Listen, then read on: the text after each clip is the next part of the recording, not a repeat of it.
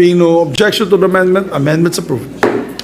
Those are all the individual amendments, Senate President, please, and Majority Leader. Thank you very much. Mr. President, before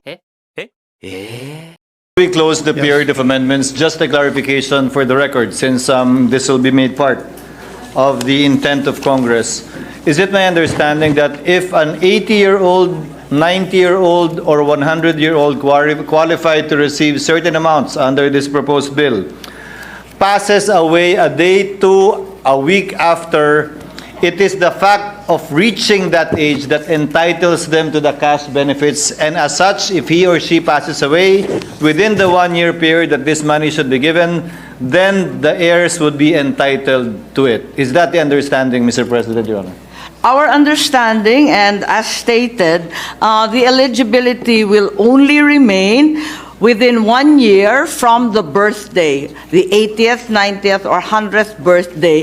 The reason being that this is a recognition award, similar to loyalty awards in corporations that are not given every year. Instead, of course, we have a social pension for indigent senior citizens who are provided 1,000 a month to buy medicines and other necessities.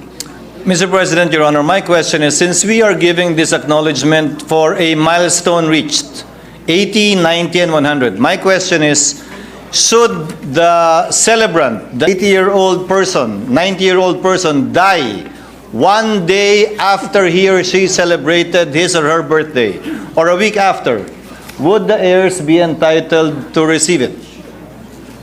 Yes. In other words, he's asking if there's transferability, survivorship.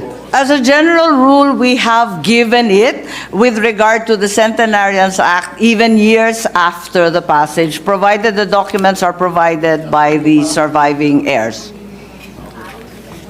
So the answer would be they are entitled upon reaching that age, and government is duty bound to give it within a year. Although the discussion yesterday with the minority leader was that we would endow it within that year and previous to the 81st, 91st, and 101st birthday only. What is the pleasure of the body? That is correct, Mr. President. I have no argument with our minority leader nor with the sponsor, just to clarify and place in the records, as I said, that it is the reaching of this milestone that entitles the intended beneficiary with this benefit, and therefore, should that person die 2 days after celebrating their 80th, 90th, or 100th, then the heirs would be entitled to this benefit being given by this proposed bill. That's the clarification I'm seeking, Mr. President. Yes. Thank you, Mr. President. Thank you. Masasay mo, Besh, makakatulong ba to para sa mga seniors natin? Or another way na naman to? Please comment down below.